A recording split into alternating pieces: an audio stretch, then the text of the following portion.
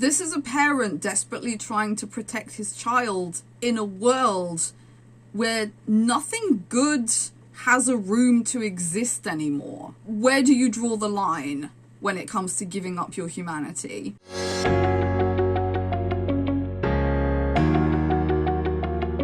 So I'm not really sure how to frame today's video and today's book, because on one hand I do want to recommend this book because I think it's really interesting with a really intriguing premise to it, but on the other hand, this is probably the darkest book I have ever read, and it would be wrong of me to recommend this to everyone because of how dark it gets. And that is The Road by Cormac McCarthy. I want to slap a bunch of content warnings on this, specifically in regards to cannibalism, even more specifically cannibalism involving babies. I was just randomly hunting for books in one of my local bookstores, and I found this beautiful copy illustrated by Manu Larcenet, who is a French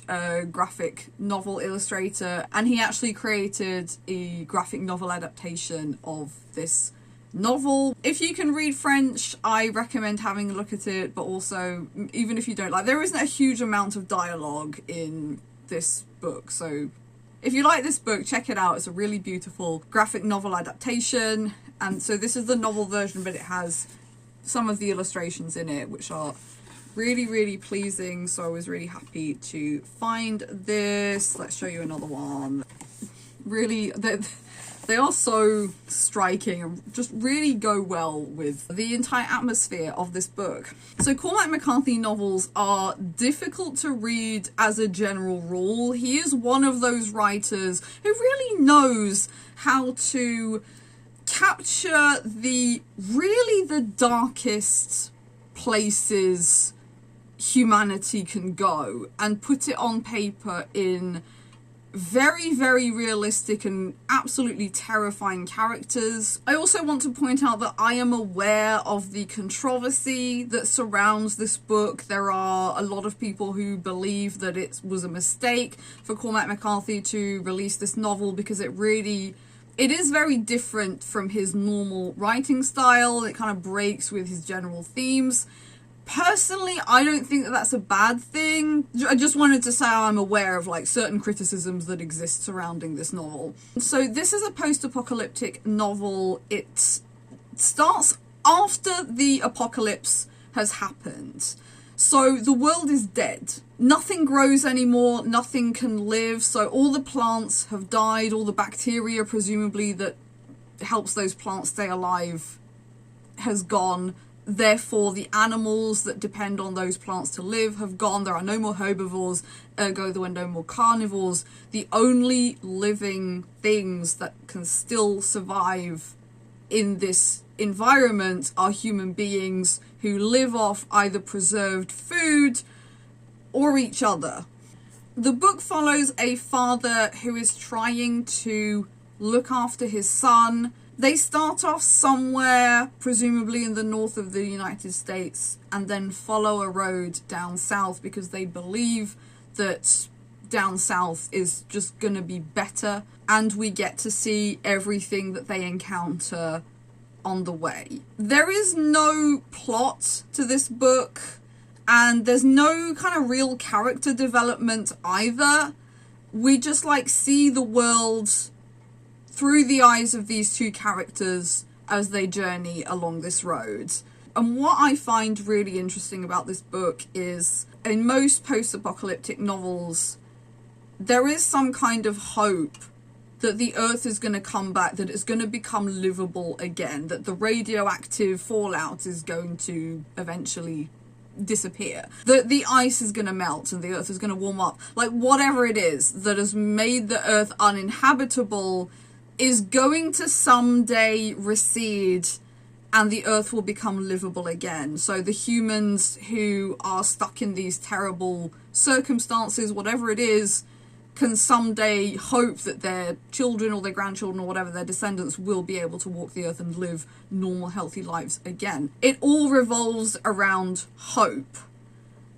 That isn't the case in this book. There is no hope.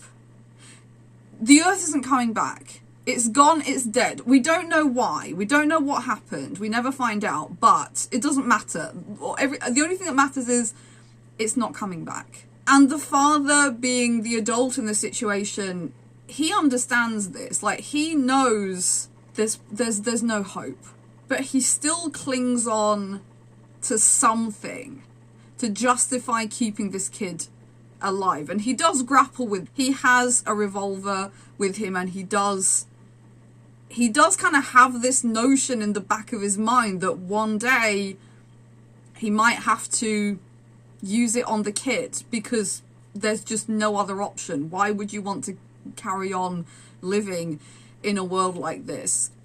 And so that's the first main theme, is like just finding hope and clinging on to hope in a world where there is none. Also keeping hold of their humanity, because obviously finding food is a big issue. So they do find food. They're in an underground bunker at one point where there's lots of preserved goods, but they also come across cannibals. They come across this basement which is filled with people who are imprisoned there and are kept alive whilst their captors literally carve steaks out of them. They come across groups of people who use women, like they have women with them and they keep them pregnant so that they can eat the babies. They also encounter people who, like them, are alone and who are struggling, and they want to help them because that's what you kind of want to do. But helping others means giving up certain resources that they need to stay alive. So they are constantly dancing on this line of, where do you draw the line when it comes to giving up your humanity? This is a parent desperately trying to protect his child in a world where nothing good has a room to exist anymore. People are reduced to these desperate, savage means to survive. So what is the point to continue living in this world? But despite the extremely dark nature of this book, the author still manages to end it on a positive note. They do find kind people in the end, and to me at least, that is the big takeaway from this book, is that even in the worst case, when the world is gone, the only means to survive is literally consuming other innocent human beings. The only way to survive is to drive kind, good people to cruelty and extreme measures in the name of survival, or to just give up.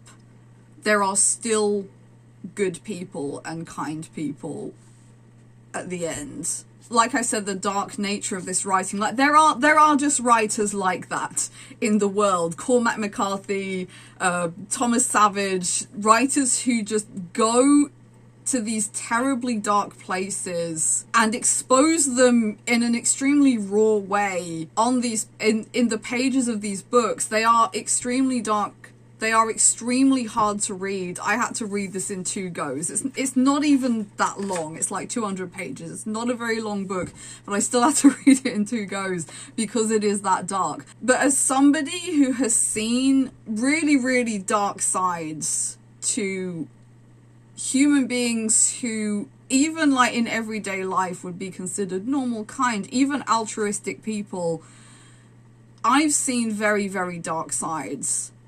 And there are certain occasions where it does seem really hopeless, like that there is no hope, that humanity is always going to be throwing bombs on innocent people or abusing power, be it on a nation-wide level or in a home on a personal level. I need to believe that there is hope, that there are still good people out there. This darkness is there, and I think it is so important to show it. And the one thing that I have learned through my own experience in reading books, no matter how hard they get, reality is always worse.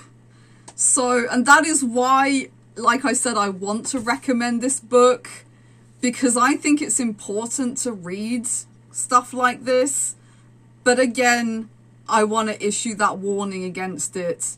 It is extremely dark. I understand if, as a reader, you're not prepared to go through this type of novel. So I want to recommend it, but also I don't. I don't know if that makes sense, but yeah. Cormac McCarthy sadly passed away in 2023. He left a vast array of literature to the world, a lot of which take a special sort of dedication to read, but I think that was his great gift to the world, to show that even in the darkest places there is light. So The Road by Cormac McCarthy. So that's it for this video. Do go check out this novel if you think you can. Also go check out the graphic novel by Manu Larcenet. Tell me if you've read this novel, what you think about it. If you like this video, don't hesitate to leave a like, and also consider subscribing to my channel. I make videos about books, music, movies, lots of fun. Thank you so much for watching, and I'll see you all in the next one. Bye bye.